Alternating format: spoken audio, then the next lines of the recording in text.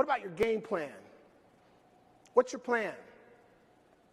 No matter how big the goal is, no matter how small the goal is, there should always be a plan in place, a strategy you can trust. I'm baffled sometimes when I meet different individuals and they got these goals, they got these dreams, and I'm like, where is it? It's not written down anywhere. There's no structure. There's no business strategy, nothing to take you from point A to point B. Because when there's a true commitment to a goal, there's a plan written down somewhere. Every week, we had a game plan. We had our playbook, but we had a game plan. Here's the Raiders game plan. Here's the Chargers game plan. Here's the Patriots. Every game plan was different. Every game plan was designed to accomplish the goal, defeat our opponents. So you should always have some kind of plan. Don't overestimate the simplicity of this. Here was the plan. I'm coming to practice every single day, and I'm going to take practice like it's my game day. I'm going to work hard, run my routes full speed, help the team get better. But I said, I'm going to force them to have to put me on the field because every day we watch game film or we watch practice film. I said, I want them to see me making big play after big play in practice. I want my team members seeing me make big play after big play in practice. That was the plan.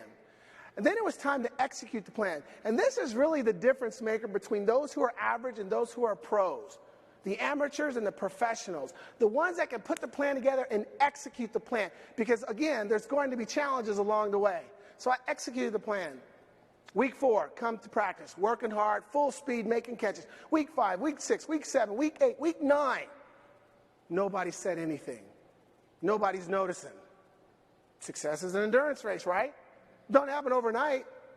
The work you put in today, you might not see the results till later. Week 10, week 11, week 12, week 13, week 14, not playing much, practicing hard. Week 15, week 6, week 17.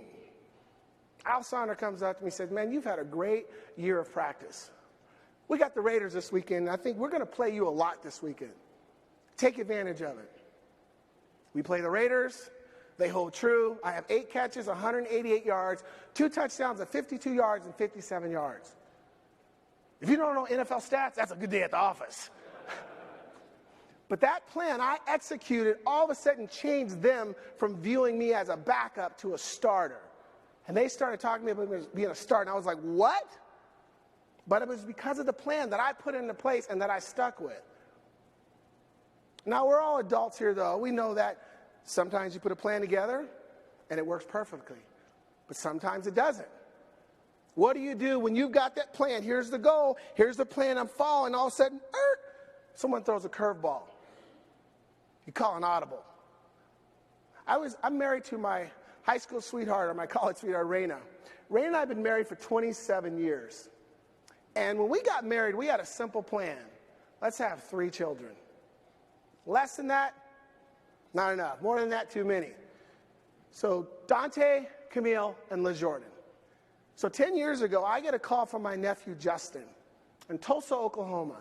Justin says, Uncle, there's craziness happening out here. You need to come check on us. So 24 hours later, I fly out to Tulsa.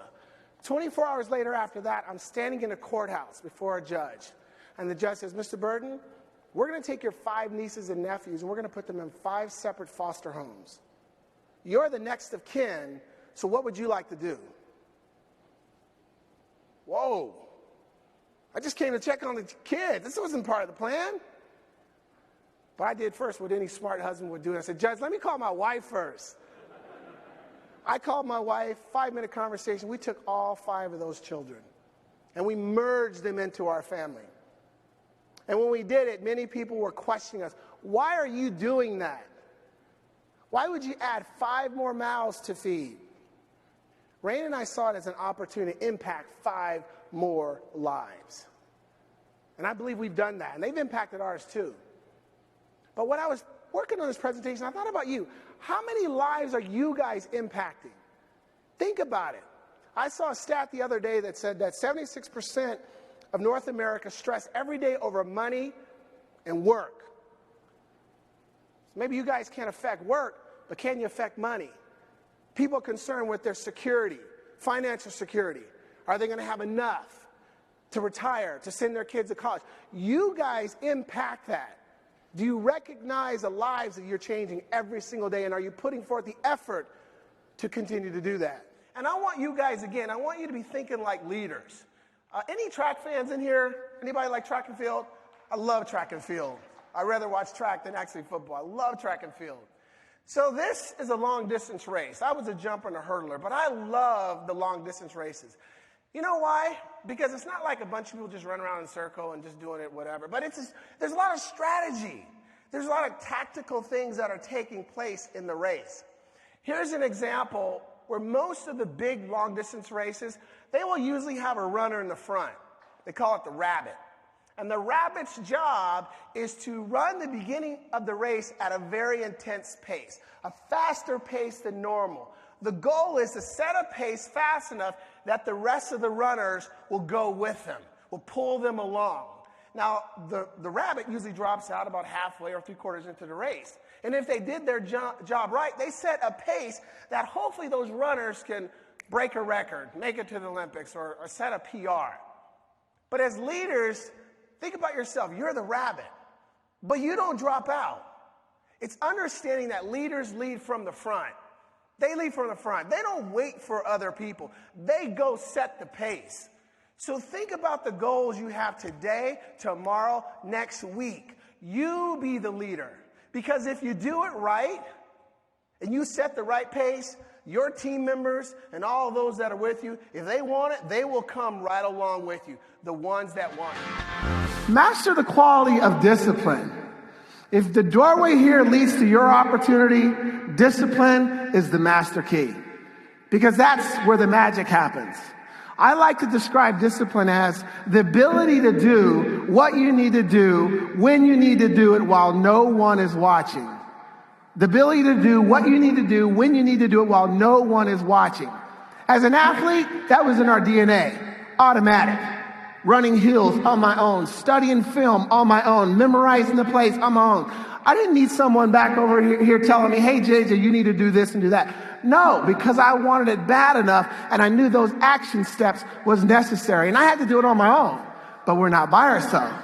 But there's a lot of times when we are by ourselves, making those calls, doing the personal development, practicing your presentation. You have to have the ability to motivate yourself to do those things, because discipline is required in any area of success.